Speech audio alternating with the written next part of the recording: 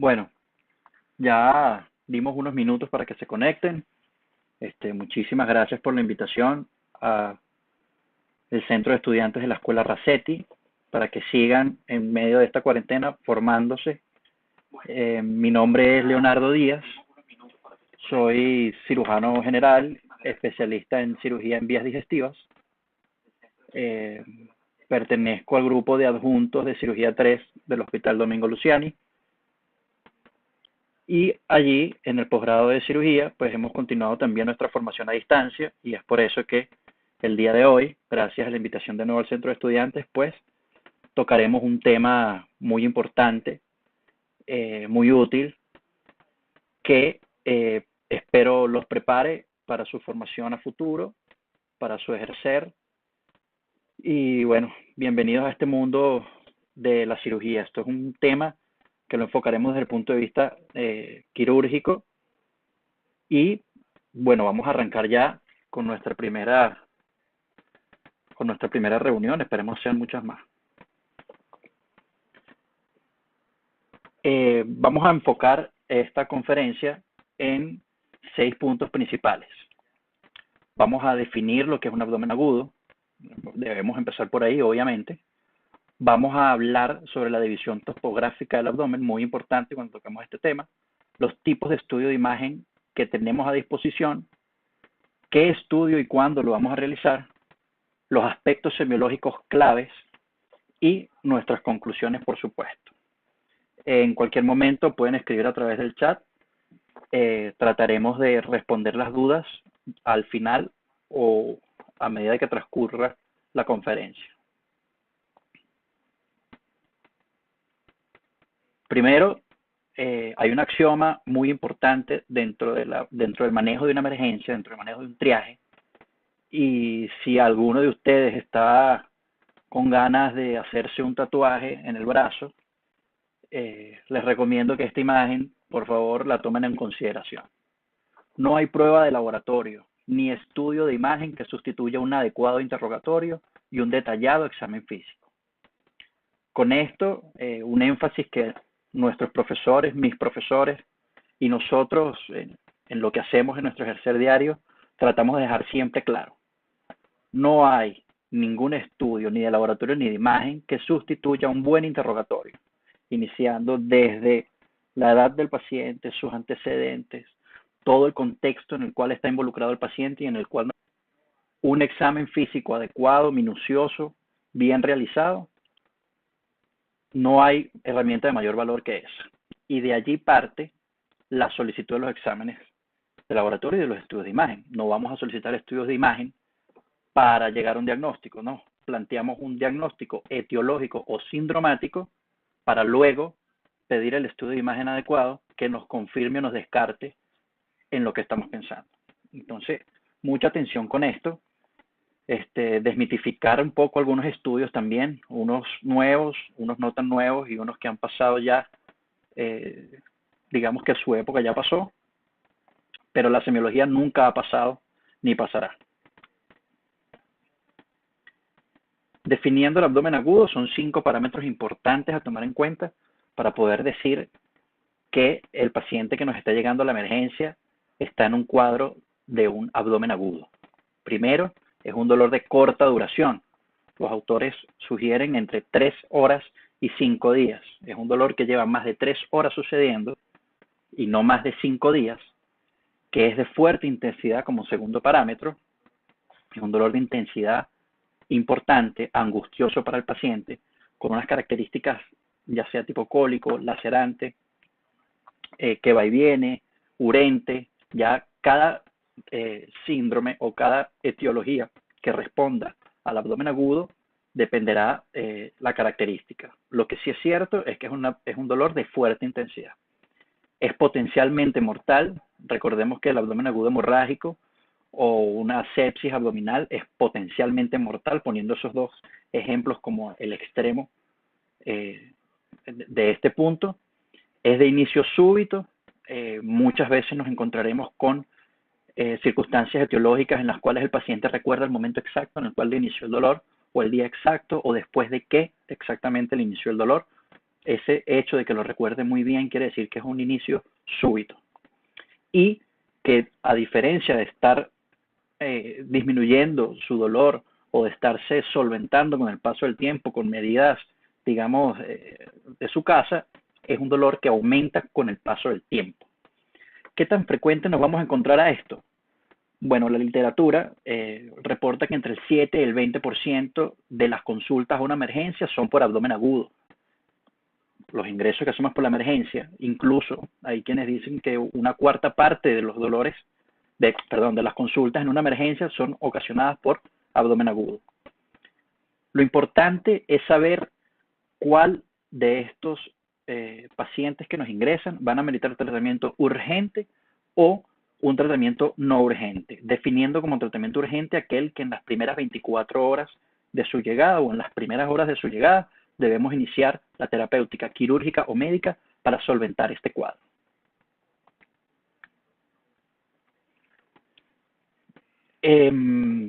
Mucha de la bibliografía que usaré va a ser de este artículo original de la epidemiología y los resultados del dolor abdominal agudo en un departamento de emergencia urbano.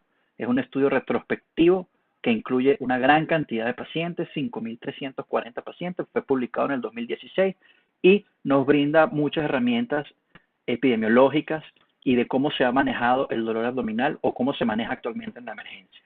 Recuerden que esto es para darle luces a sus primeros encuentros en un triaje de cualquier emergencia, tanto urbana como rural. Las causas de dolor abdominal, fíjense esta tabla, incluso esta tabla resumida ya tiene muchos diagnósticos. Aquí está apendicitis, cólico biliar y colecistitis, obstrucción intestinal, dolor oncológico, si lo ven del lado derecho. Hay incluso causas de dolor extraabdominal, dolor radicular, isquemia miocárdica, neumonía, entre otras, como causas extraabdominales, cólico renal, pancreatitis, gastritis, gastroenteritis. Es decir, cuando nuestros profesores, y bien bastantes veces que escuché yo esta expresión, y ustedes seguro la escucharon o la van a escuchar, cuando nos enfrentamos a un abdomen agudo, abrimos la caja de Pandora. Abrir la caja de Pandora recordando a Pandora, una de las esposas de uno de los hijos de Zeus, quien como regalo de bodas le regala una caja que pasó a ser la caja de Pandora, y sabiendo que ella era muy curiosa, le dio la orden precisa de que nunca abriera la caja para nunca ver el contenido. Pandora, de una manera curiosa y desobediente, abre la caja y se encuentra con todos los males del mundo. Entonces, ver este cuadro con todos estos diagnósticos, dentro de los cuales hay diagnósticos de suma gravedad, y es lógico hacer la comparación con la caja de Pandora. ¿Por qué vamos a empezar y por qué dentro del contenido de Programencia vamos a hablar de la división topográfica del abdomen? Porque como les dije al comienzo, esto es un tema netamente semiológico que debemos empezarlo a abordar desde la semiología del paciente, el examen físico y el interrogatorio. Y para poder encontrar utilidad en el estudio que vamos a solicitar, debemos saber en qué lugar está el dolor, por supuesto, y hacer la correlación para poder elegir el adecuado estudio de imagen a emplear. Por eso tenemos, como ustedes bien lo saben de sus prácticas de semiología, el epigastrio, el mesogastrio y hipogastrio en toda la línea media del abdomen, separados por una línea del reborde costal y de una línea entre las crestas, entre las espinas ilíacas anteriores. Todo el eje central que se encuentra entre las dos líneas medioclaviculares separadas por una línea del reborde costal y de las espinas ilíacas anteriores, está el epigastrio arriba, el mesogastrio en el medio y el hipogastrio abajo. Y en los laterales tenemos el hipocondrio derecho y el hipocondrio izquierdo, el flanco derecho y el flanco izquierdo, y la fosa ilíaca derecha e izquierda. Esto no es ninguna novedad, esto lo ven desde anatomía. Pero es importante correlacionar esto con la anatomía que esta división topográfica refleja. Ya ustedes ven cómo en la imagen el epigastrio está en estrecha relación con la cámara gástrica y con el lóbulo hepático izquierdo, y cómo, por ejemplo, el hipocondrio derecho está en estrecha relación con la vesícula y el lóbulo hepático derecho. La fosilía, otro ejemplo anatómico, está en relación con la localización del apéndice, del ciego, de trompa y ovario derecho en el caso de las mujeres. Por eso es que empezamos hablando de la división topográfica del abdomen. Es evidente que el lugar donde el paciente refleja el abdomen nos lleva a una correlación anatómica. Entonces, para darle todo el contexto a esto, tienen que recordar la anatomía del abdomen y la semiología del examen físico abdominal respecto a las características, recordar los dolores referidos, el sexo del paciente, la edad y los... Esto para hacer una aproximación diagnóstica inicial siempre antes de solicitar cualquier examen. Siempre vamos de lo sindromático a lo etiológico y para llegar a lo etiológico nos vamos a hacer de los estudios de imagen. Pero tenemos que empezar por lo sindromático, tenemos que empezar por las características, ese dolor, qué tipo de dolor es, desde cuándo inició y en qué parte del abdomen. Si migró, si no migró, si lo acompaña el vómito, etcétera, etcétera, etcétera. Tenemos múltiples herramientas. Vamos a tratar de resumirlas en las más útiles. Las voy a poner digamos, de la menos invasiva a la más invasiva. Tenemos la rayos X simple, tanto de tórax y abdomen, como un caballito de batalla, algo que en todas las emergencias se solicita, tanto tórax y abdomen, incluso en algunas, digamos, escuelas o algunas, sí, escuelas de nuestros posgrados, todo paciente con dolor abdominal debe llevar una rayos X de abdomen y de tórax. Esto, como veremos al final, no con mucha evidencia. La rayos X con contraste realmente dentro del campo del abdomen agudo en la emergencia, su utilidad es muy pobre, pero vale la pena que las conozcamos. Está mencionada acá como un estudio radiológico con contraste tomado para el estudio de vías digestivas. Sin embargo, en el contexto, repito, de un abdomen agudo es de poca utilidad, el cual iremos desglosando, iremos viendo sus utilidades en toda la conferencia. El ultrasonido es una herramienta muy útil, que ya veremos sus pros y sus contras y cuándo realmente está indicado. La tomografía es el estudio clásico, digamos que es el gold estándar en muchas de las patologías del abdomen agudo. La resonancia magnética nuclear, por supuesto que también tiene cabida, sin embargo es un estudio mucho más costoso, más difícil de acceder a él en nuestros centros. Tiene, digamos, poca expansión en los centros hospitalarios, incluso en otras partes del mundo, pero en pacientes alérgicos al contraste o en mujeres embarazadas, la resonancia magnética nuclear, por supuesto que es una herramienta muy útil. Y digamos que esto dentro de la cirugía es algo que nosotros queremos y siempre tratamos de que todo el mundo tenga claro. La laparoscopia como procedimiento es un procedimiento que tiene buena cabida dentro del espacio diagnóstico. La laparoscopia diagnóstica es un procedimiento diagnóstico bajo anestesia general en un quirófano, muy invasivo ciertamente, pero de mucha utilidad en casos en los cuales no tenemos más otro recurso o las dudas son suficientes o no tenemos suficientes elementos de valor para saber en dónde estamos parados. La laparoscopia es un procedimiento diagnóstico, hay que desmitificarla como procedimiento quirúrgico, digámoslo así. Sin embargo, tiene ese pro y ese contra. El gran pro es que es terapéutico al mismo tiempo, y sus contras es que, bueno, es un procedimiento invasivo que debe ser el paciente llevado a anestesia general.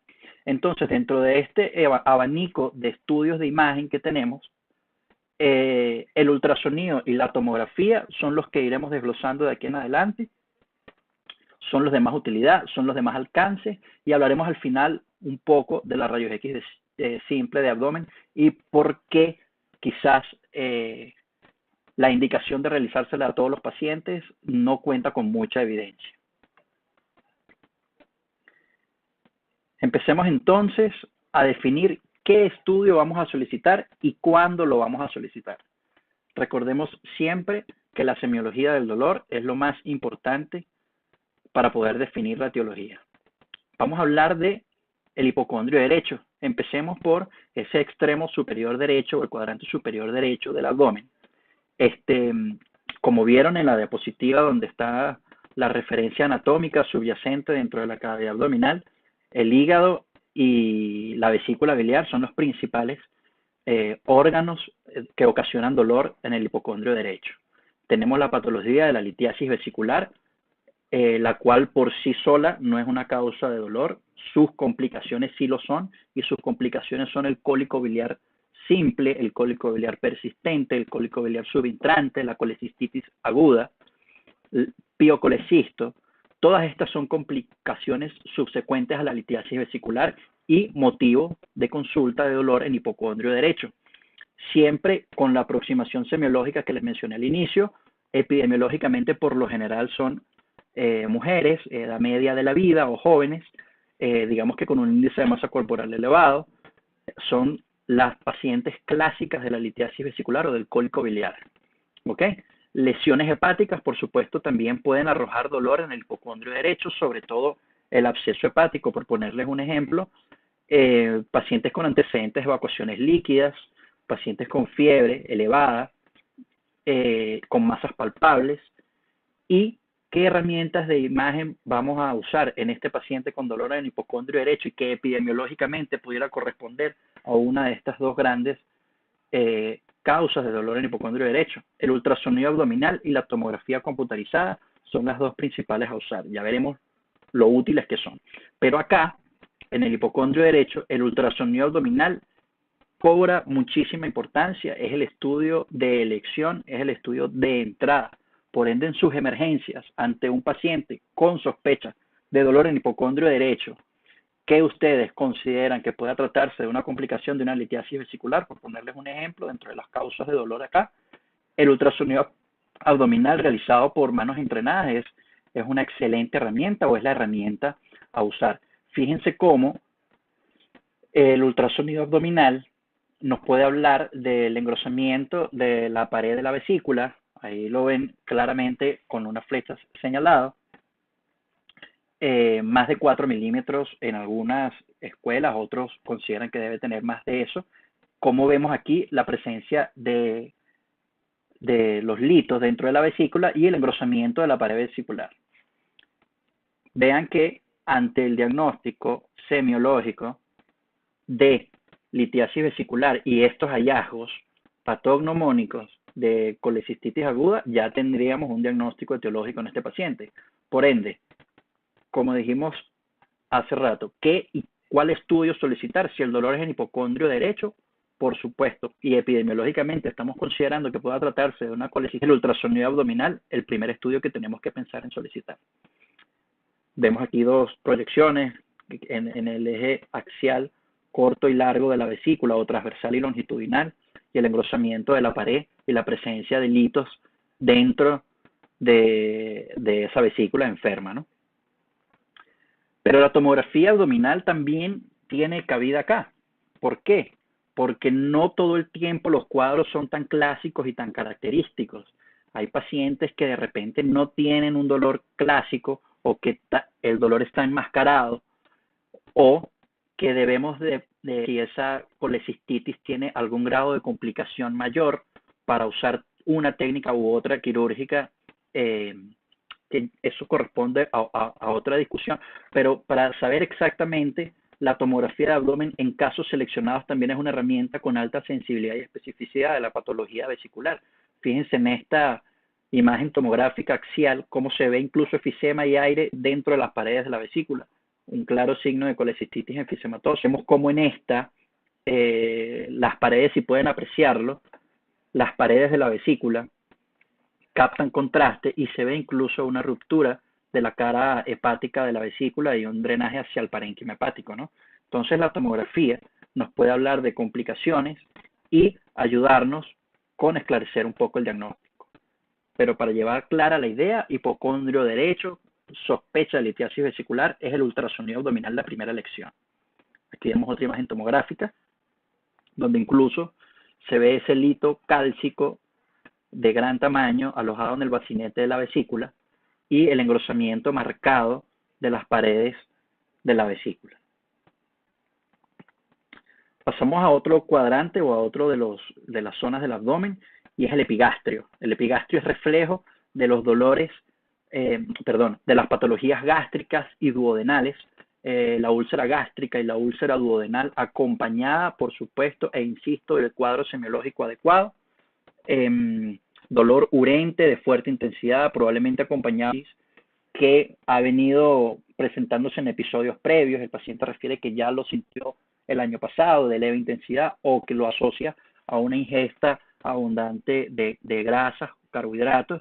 Es un paciente que nos habla de una úlcera gástrica o duodenal. La litiasis vesicular, de nuevo, en el epigastrio también pudiera explicar un dolor de fuerte intensidad.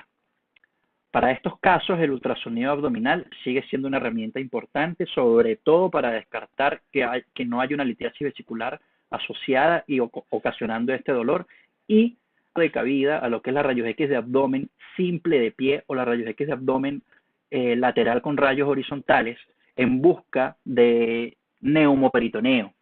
¿Por qué? El tubo digestivo, por supuesto, está repleto de contenido intestinal y aire. Si alguna perforación se manifiesta libre dentro de la cavidad abdominal, va a ocasionar salida del aire y va a ocasionar neumoperitoneo. Este neumoperitoneo puede quedar evidente en un rayos X de abdomen simple de pie. Recordarán en sus casos de semiología que la percusión timpánica del hipocondrio derecho es el signo de Jover. No es usual que lo confundan con el signo radiológico. El signo radiológico es el signo de Popper. Me dicen que se quedó con algo de lentitud la conexión. Disculpen. Voy a retroceder a la parte del signo de Popper, que creo que fue lo que quedó pendiente, ¿no?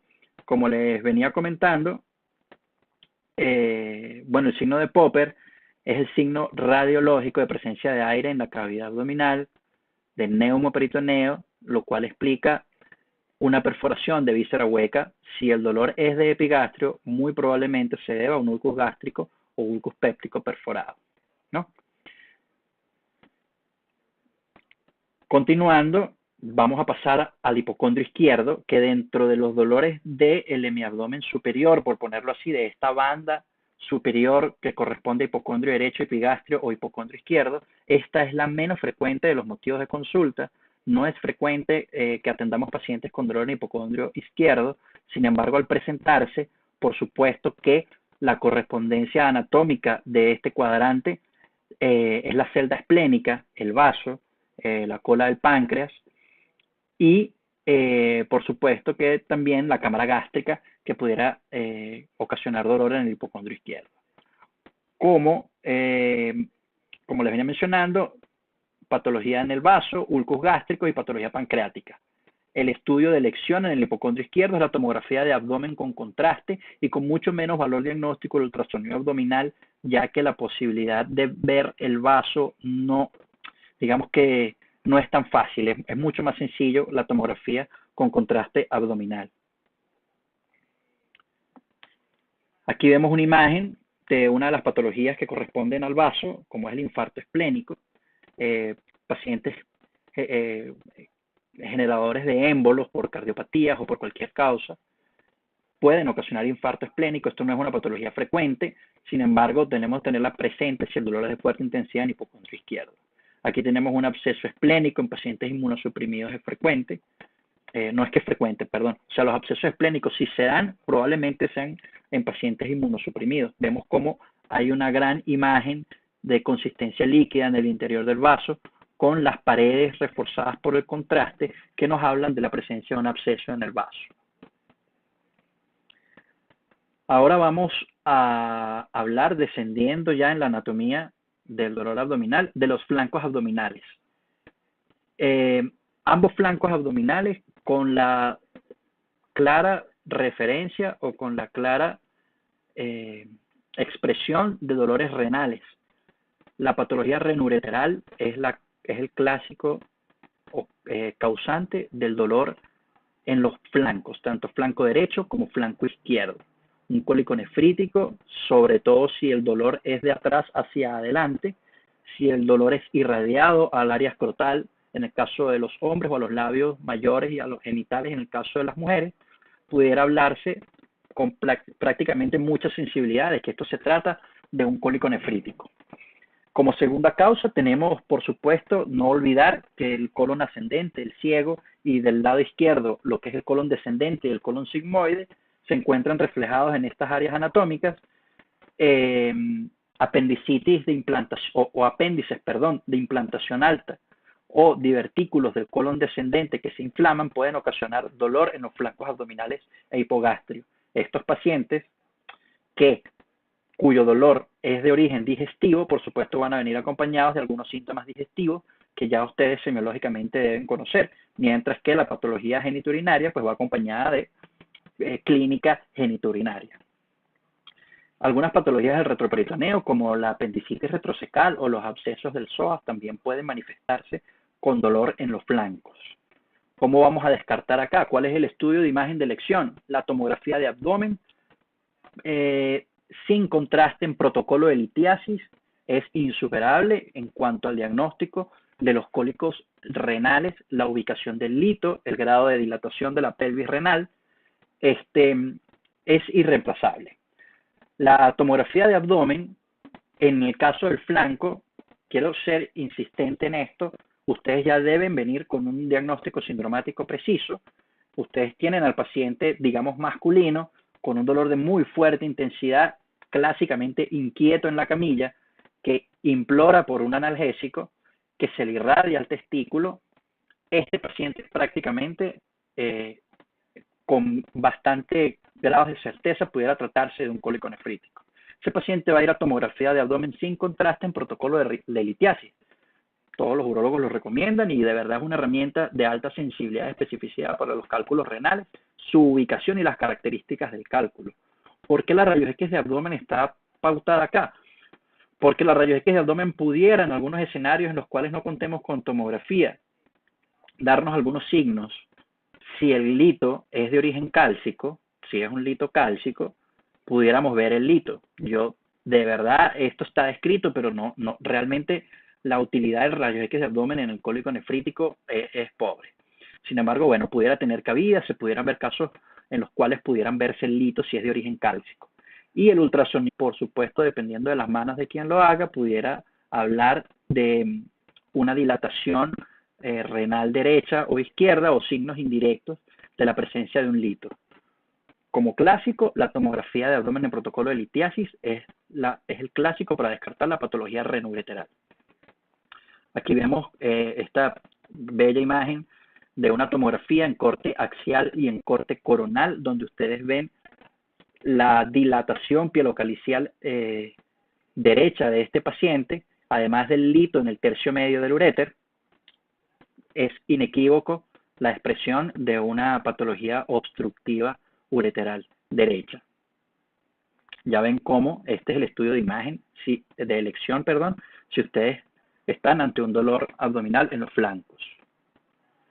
Y ahora vamos al favorito de los residentes de cirugía, al dolor que a nosotros más nos llama la atención, el que más nos gusta, y es el dolor en la fosa ilíaca derecha. Por supuesto, clásica expresión de patología apendicular, una apendicitis aguda, clásico dolor en el punto de McBurney, ya todos los signos semiológicos e incluso la variedad de puntos en los cuales se pueda expresar una apendicitis aguda es motivo de otra discusión, pero a bien saber que en la fosa ilíaca derecha es el signo clásico de dolor de la apendicitis aguda, pero no solo da apendicitis, da dolor en la fosa ilíaca derecha la apendicitis, también cuadros geniturinarios y ginecológicos sobre todo o por supuesto en el sexo femenino. Para acá tenemos de nuevo la tomografía computarizada, en este caso con contraste oral y endovenoso y en cortes milimetrados de la fosa ilíaca derecha, se ha convertido en el gol estándar para el diagnóstico de la fosa ilíaca derecha. Digamos, los pragmáticos de la semiología o en las escuelas de cirugía donde nosotros en el posgrado, por ejemplo, no tenemos acceso a una tomografía computarizada con facilidad,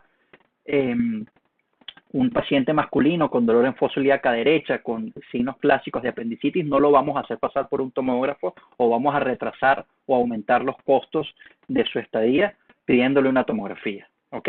Sin embargo, lo interesante o lo que ustedes se deben llevar claro de esta conferencia es que hay estudios de imagen para cada cuadrante y para cada cuadro sindromático semiológico que ustedes encuentren.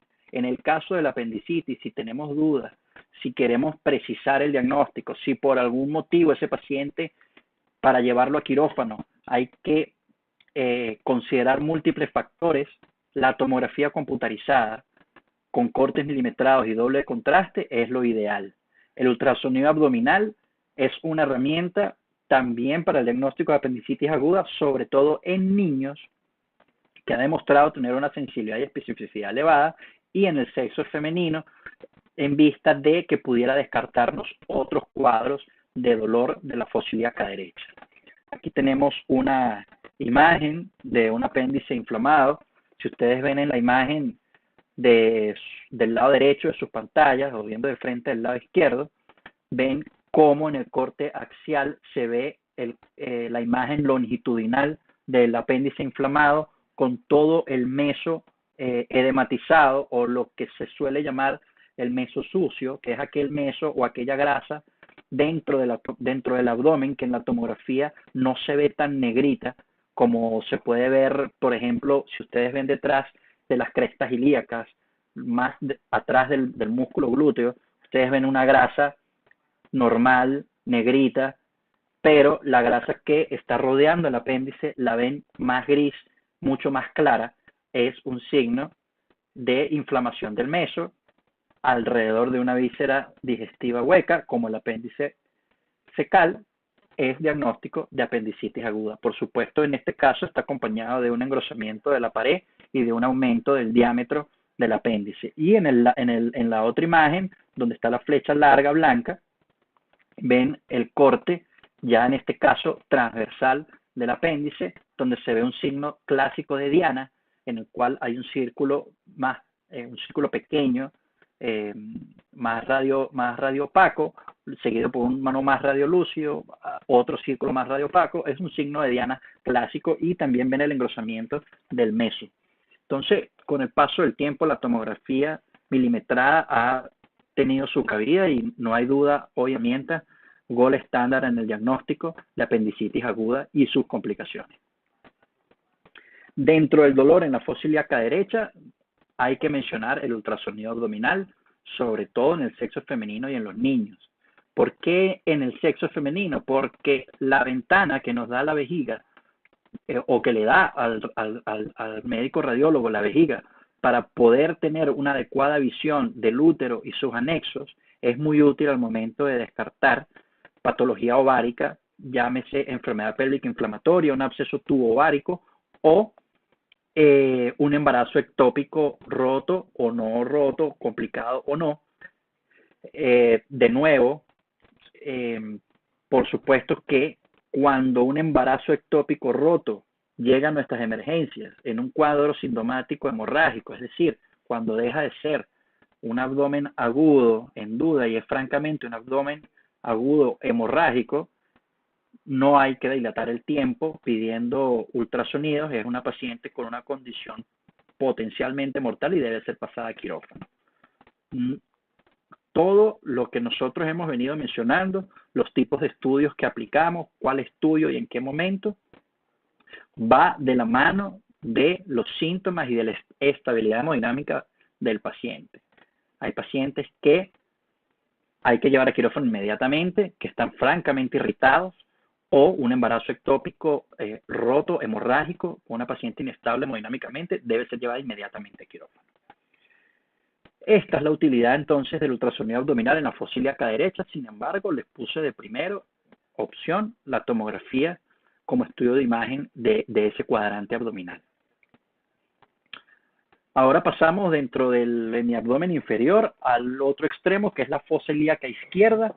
En la fosa ilíaca izquierda, por supuesto, que también tenemos nuestra patología digestiva clásica, que es la enfermedad diverticular, la diverticulitis y sus grados de Hinchey, que son grados, por supuesto, tomográficos, porque de nuevo, en la fosa ilíaca izquierda, la tomografía con contraste oral y endovenoso es el gol estándar. También tenemos patologías genitourinarias y patologías ginecológicas. Sin embargo, por algún motivo, el ovario derecho es más frecuente su complicación, hay más torsiones ováricas derechas, es más frecuente que la patología ginecológica ovárica se presente en la fosa ilíaca derecha, pero recordemos que son dos ovarios y son dos trompas. Del lado izquierdo también podemos tener patología ginecológica. Por ende, más o menos de la misma manera en la cual nosotros aplicamos los estudios de imagen en la fosa ilíaca derecha, se aplican en la fosa ilíaca izquierda. La tomografía computarizada con doble contraste para descartar un cuadro diverticular o para diagnosticarlo o para estadiarlo. Como mencioné hace rato, la estadificación de Hinchey es netamente tomográfica y el ultrasonido abdominal en el caso de patología ginecológica. Aquí vemos de nuevo la fosa ilíaca izquierda de este paciente, cómo se ven esas pequeñas burbujitas de aire señaladas por las flechas amarillas grandes dentro de la pared colónica, algo de contraste y mucho meso engrosado o meso sucio alrededor de esta imagen netamente patológica. Fíjense cómo la fascia de Gerota del riñón izquierdo también está inflamada, correspondiendo a la inflamación por contigüidad de este cuadro diverticular. Aquí vemos otra imagen bien bonita con el meso bastante sucio y burbujitas de aire dentro del colon. Aquí vemos una un poco más fácil de interpretar, un colon sigmoide ya distal metiéndose a la zona pélvica, lleno de divertículos complicados con contraste y engrosamiento de la pared. Entonces aquí de nuevo la tomografía es la clásica herramienta para el diagnóstico de la fosa ilíaca izquierda. Ahora ya que hemos recorrido los cuadrantes abdominales de izquierda a derecha y de superior a inferior, tenemos un cuadro, digamos, extra o un cuadro característico como lo es el dolor en cinturón o dolor en banda. Y no es ese dolor en banda que dicen nuestros pacientes de Petare, dolor, me duele en banda. No es que es elevado en intensidad, es que es una banda abdominal del hemiabdomen superior, dolor en banda, dolor en cinturón, que va del epigastrio hacia la espalda y ambos flancos, ambos hipogastrios, que corresponden a pancreatitis aguda. Sin embargo, la pancreatitis aguda es la gran simuladora. Muchas veces, o quisiéramos fueran menos de las que son, nos hemos encontrado con cuadros francamente quirúrgicos que nadie tiene duda por el examen físico de que se trata de un cuadro quirúrgico, y cuando entramos nos vemos la mala noticia de que estamos operando una pancreatitis aguda. El que no haya pecado, que lance la primera piedra. Pero muchos cirujanos, y sobre todo en el contexto actual con tanta limitación para el diagnóstico imagenológico, nos encontramos operando pancreatitis aguda. Por eso mismo, porque es la gran simuladora. ¿Qué nos debemos atener? Al alto índice de sospecha. Esto es una frase que se usa mucho en el Domingo Luciani y en la Escuela del Manejo Integral del Politraumatizado, en el cual, si nosotros tenemos un alto índice de sospecha, debemos hacer todo lo posible por descartarlo.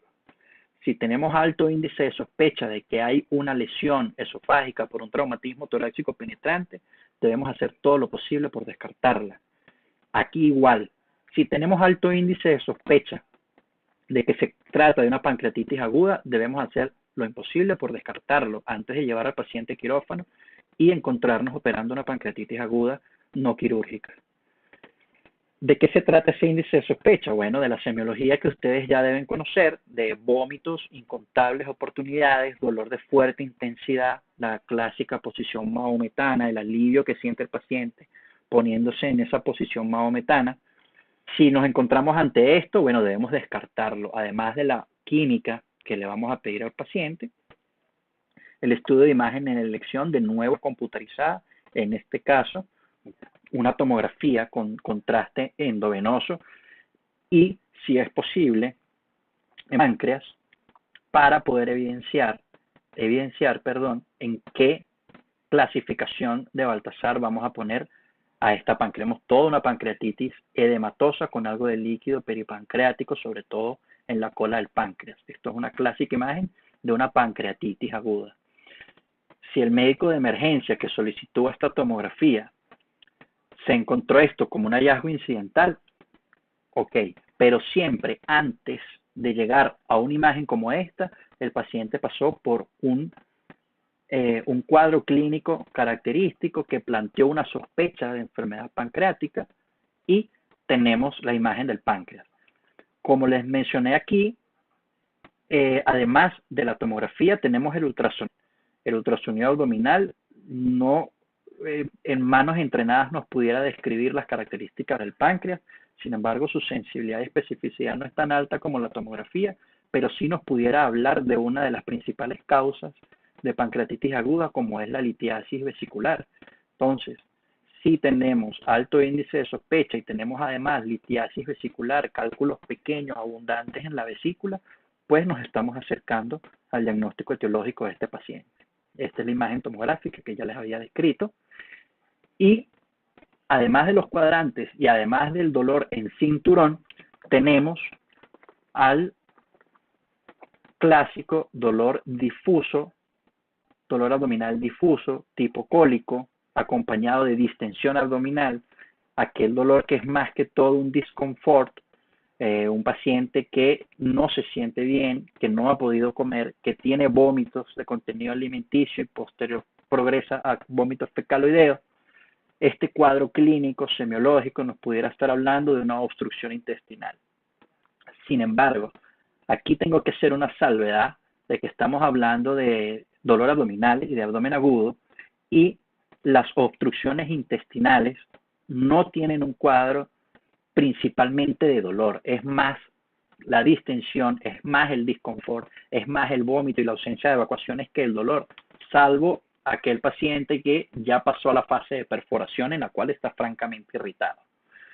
Entonces, este dolor abdominal difuso, clásico que nos pudiera hablar, de una obstrucción intestinal, debemos acompañarla del contexto clínico asociado a síntomas de obstrucción, y aquí la rayos X de abdomen es donde pudiera presentar algo de validación, o aún podría tener algo de vida la rayos X de abdomen, y la tomografía computarizada, por supuesto, que nos brinda mucho más datos. Aquí vemos una rayos X de abdomen simple de pie, donde vemos una dilatación de las asas delgadas, asas centinelas o niveles hidroaéreos que ustedes van a escuchar. Ven cómo hay aire francamente en el intestino delgado. Y como diría una de nuestras gastroenterólogas en el llanito, bajo ninguna circunstancia es normal que haya aire abundante en el intestino delgado.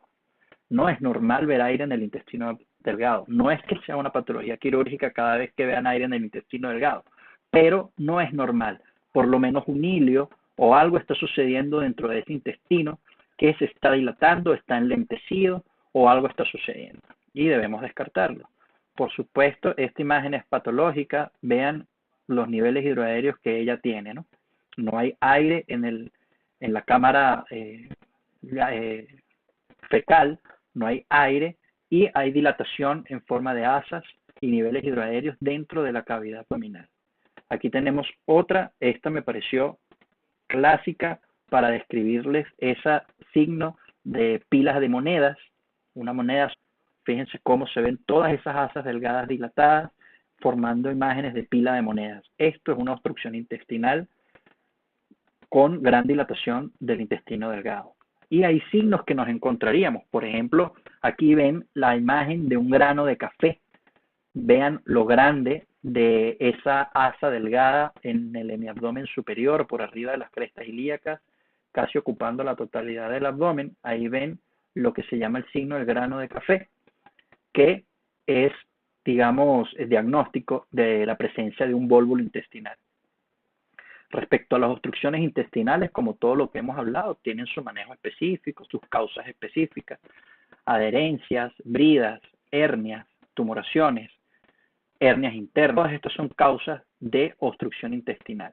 Sin embargo, aquí que estamos hablando de la imagenología y de las herramientas que nos ayudan a diagnosticarla, hay cabida de la rayos X de abdomen para el diagnóstico y para el seguimiento de este paciente, aquel que se va a manejar médicamente o aquel que no es candidato de quirófano por los protocolos que cada quien vaya a aplicar en sus centros, ¿no?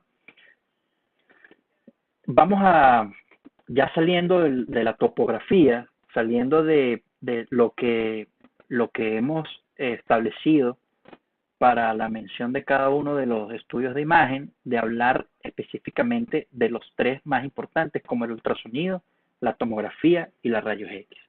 Cuando hablamos del ultrasonido abdominal, ya sabemos que tenemos unos pros importantes, como la ausencia de radiación. Eso por supuesto que es importante. Muchos protocolos incluso descartan el uso de tomografía en pacientes mayores de 45 años, menores de 45 años por el cúmulo de radiación que estos pacientes se ven expuestos a lo largo de su vida y evitarlos en los pacientes jóvenes. No es invasivo, el ultrasonido abdominal se puede hacer a cabecera de cama, solo con el transductor y la pantalla y alguien entrenado haciéndolo. Tiene un alto valor predictivo positivo, esto refiriéndome a sobre todo la patología ginecológica y a la patología litiásica biliar. Alto valor predictivo positivo. Entonces es una herramienta muy útil en estos dos escenarios, los dolores de hipogastrio o dolores de ambas fosas ilíacas derechas, en los cuales sospechamos que su punto de partida es ginecológico, o el dolor en hipocondrio derecho, en el cual sospechamos que es patología litiásica biliar. Es allí donde el ultrasonido abdominal es indiscutible su uso. Y es versátil. Versátil porque no es tan costoso, no amerita gran equipamiento y de hecho la tecnología ha ido avanzando a que sea aún más versátil. Hay dispositivos actualmente en el mercado como el Butterfly, que es un ultrasonido que podemos conectar a nuestros smartphones y en cabecera de cama, solamente teniendo el cable, el transductor y nuestro teléfono, pudiéramos hacer un ultrasonido abdominal. Entonces, esto es una herramienta de verdad que a pesar de los años se va tornando cada vez más útil y más versátil, pero tiene contras. Uno de los contras más importantes es que es operador de... Y esto quiere decir que depende de la destreza y del ojo entrenado de quien haga el ultrasonido abdominal para que su resultado sea útil o no. No es lo mismo un residente de primer año de radiodiagnóstico o un cirujano no entrenado a alguien con experiencia realizando ultrasonido. Por eso uno de sus contras es que quizás se tiende a forzar un poco la barrera en quién hace el ultrasonido abdominal y vemos en muchas oportunidades a personas no entrenadas haciéndolo y eso le resta valor a este estudio. Y por supuesto los pacientes obesos, al tener una gran pared abdominal, tienen una limitación para este estudio. Está bien limitado en la obesidad. Ahora la tomografía de abdomen. Ya vemos que quizás para todo sirve la tomografía de abdomen. Los protocolos, incluso hay uno muy interesante holandés, que después les pasaré la referencia, que la tomografía de abdomen solamente cuando el ultrasonido abdominal no nos dé los datos suficientes es que el paciente debería ir a tomografía. Lo cierto es que la tomografía de abdomen tiene amplia utilidad en los cuadrantes abdominales, exceptuando el hipocondrio derecho y la patología ginecológica. Sin embargo, también en ginecología, la tomografía tiene alta especificidad. Entonces tenemos tres pros importantes. Primero, que nos da una visión expandida. Yo recuerdo mucho a uno de mis profesores de cirugía que comparaba la tomografía y el ultrasonido como si estuviéramos en una guerra, en una batalla, luchando contra un enemigo. La tomografía de abdomen es aquel helicóptero de alta resolución que ve todo el terreno, sabe dónde está el enemigo, sabe dónde está el amigo, sabe cómo es el relieve, cómo es la superficie, dónde está el río más cercano, etc. Nos da una visión expandida. Al contrario del ultrasonido, que el ultrasonido nos da una visión focal de una zona específica al mismo tiempo. Entonces, esta visión expandida, por supuesto que es una gran ventaja, tomografía. El uso de contraste, por supuesto que es una ventaja. No es lo mismo ver un absceso sin contraste que con contraste. No es la misma sensibilidad y especificidad de una tomografía sin contraste que con contraste. Haciendo la salvedad, por supuesto, del protocolo de litiasis, que es una tomografía sin contraste con cortes milimetrados de la fosa renal y de los uréteres. Y otro de los pros es que es un complemento del ultrasonido abdominal. Si el ultrasonido nos muestra alguna duda, nosotros podemos avanzar a la tomografía. Como entenderán o como sospecharán, la exposición a radiación es uno de sus principales contras y el costo propio del estudio, que también viene siendo un poco elevado o una limitante para el uso de la tomografía, el uso expandido en nuestras emergencias. Como último de los 3 estudios más usados, tenemos la rayos X de abdomen. Para hablar de los rayos X de abdomen, bueno, hay que tener, digamos, los conceptos bien claros, sobre todo hoy en día que la rayos X de abdomen ha pasado a un segundo, tercer, incluso cuarto plano en las emergencias. La utilidad que considerábamos antes o que antes tenía ha venido perdiendo validez. Y nos encontramos estudios como este, publicado por un grupo español en junio del 2015, en el cual ellos arrojan toda la explicación del por qué la rayos X de abdomen actualmente pudiera tratarse de una exploración para el recuerdo, salvo casos muy específicos y contados. ¿Por qué? Porque tenemos problemas derivados del empleo injustificado de la rayos X de abdomen en las urgencias. No todo paciente con dolor abdominal en una emergencia tiene que ser sometido a la radiación o a un estudio, a la incomodidad de ponerse de pie o de trasladarlo a la unidad de radiología para hacerle una rayos X de abdomen. Es muchas veces injustificado. Tenemos un aumento no justificado en la dosis de radiación, tenemos molestias para el paciente, incremento innecesario de los costos, errores diagnósticos por resultados positivos irrelevantes o falsos negativos, o hallazgos incidentales que propician el manejo erróneo o retrasan el diagnóstico. Es por eso que hoy en día, y quizás muchos no estén de acuerdo, pero la rayos X de abdomen carece de evidencia, hay evidencia en contra de la rayos X de abdomen en su uso en las emergencias. Hay indicaciones de rayos X de abdomen en urgencias que todavía se mantienen, como la identificación de cuerpos extraños. Sucede con frecuencia en la emergencia que el paciente consulta porque extraño a través de sus orificios, en el ano, orificios genitales en la mujer, o que ingirió un cuerpo extraño, y hay cabida la rayos X de abdomen, por supuesto, sin lugar a duda. La localización de catéteres de diálisis peritoneal, por ejemplo, por poner un ejemplo. Seguimiento de cálculos urinarios, una vez que, como les mencioné anteriormente, que la rayos X de abdomen puede localizar un cálculo urinario cálcico, el seguimiento de su ubicación pudiéramos hacerlo a través de rayos X seriadas. La evaluación de una obstrucción que va a ser de manejo médico o el contubulación que se hace por vía endoscópica.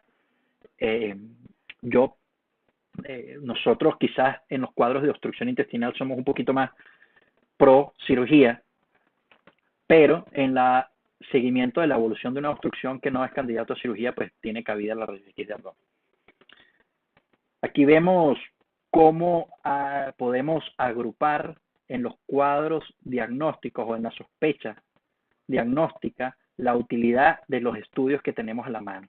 Vemos cómo la penúltima fila de la derecha, que corresponde a la tomografía, prácticamente es útil en todos los cuadrantes y en todos los diagnósticos, salvo en los cuadros ginecológicos de la ruptura de un folículo o de un embarazo ectópico. Ahí pierde mucho valor la tomografía, pero en el resto de condiciones se mantiene bastante útil. El ultrasonido abdominal, donde no tiene cabida la tomografía, tiene cabida el ultrasonido. Fíjense cómo en la colecistitis tiene un gran valor, y en los cuadros ginecológicos tiene un gran valor, precisamente donde la tomografía pierde terreno. Las rayos X, que es la primera columna identificada como XR, tiene muy poco valor en la condición. Hablamos de la perforación, allí ven que tiene 3 cruces, lo cual es significado de que tiene utilidad. La perforación y las obstrucciones intestinales fueron los 2 cuadros que mencionamos. Entonces, ya vemos cómo esos 3 caballitos de batalla, como la tomografía, el ultrasonido y la rayos X de abdomen, tienen lugar en las condiciones que ustedes sospechen o que tengan alto índice de sospecha, para descartar precisamente el diagnóstico que ya ustedes traen planteado. No es un manejo adecuado de los estudios, indicarlos para después pensar en el diagnóstico. Aquí vemos cómo todo ese primer cuadro que vimos al inicio cuando abrimos la caja de Pandora y vimos toda esa lista de diagnósticos, si los ordenamos en los cuadrantes abdominales es mucho más fácil de digerir. Este cuadro lo tengo para que, bueno, lo lleven y cada cuadrante lo relacionen con una patología específica. Pero aún teniendo tomografía con contraste, un equipo de radiólogos adecuado, en el cual actualmente, y lo hemos dicho en múltiples escenarios, en servicio siempre opinamos que el médico radiólogo es un interconsultante activo dentro de cualquier patología abdominal. Sí, a pesar del médico radiólogo, de la tomografía, del ultrasonido hecho por alguien entrenado, de la rayos X de abdomen que tenemos a escasos metros de la emergencia, a pesar de que todo funcione, no se asusten porque el 30% de los cuadros de abdomen agudo terminan con el diagnóstico del dolor abdominal no específico, sin una causa específica aparente. Estamos hablando del 30% de los pacientes. Es decir, en esta casuística del estudio que les mencioné al inicio, de esta casuística de más de 4.000 pacientes, 1.680 de estos pacientes se fueron a casa con el diagnóstico de dolor abdominal no específico. Estos pacientes, por supuesto, pasan por un periodo de observación de 10 horas, se les realiza el estudio de sospecha por el lugar de aparición del dolor, el paciente mejora su cuadro y se va sin dolor. ¿Ok? Pero permanece en la emergencia el tiempo prudencial. No olviden nunca esperar, tener paciencia, esperar no solo que el tiempo les aclare la mente, sino que el tiempo también haga venir a la persona de mayor experiencia, que toque ese abdomen, que interrogue a ese paciente y que luego de eso vea los estudios, que es el orden adecuado de hacerlo. Y si de verdad no hay un cuadro quirúrgico o médico que amerite hospitalización, el paciente puede ser dado de alta en una frecuencia tal del 30%. Vemos cómo los cólicos renales tienen un 30% de frecuencia, los cólicos biliares y colecistitis un 7%, apendicitis un 4%, aproximadamente 4%, perdón, la diverticulitis más o menos igual, infecciones urinarias, gastritis, otros. Entonces, esta es más o menos la frecuencia a la cual ustedes se van a enfrentar en una emergencia en los pacientes con abdomen agudo. Ya para finalizar, esto es una ilustración de esa caja de Pandora. Esta esposa del hijo de Zeus, curiosa, que destapó esta caja y salieron todos los males del mundo, se percató de lo que hizo y fue corriendo a cerrarla.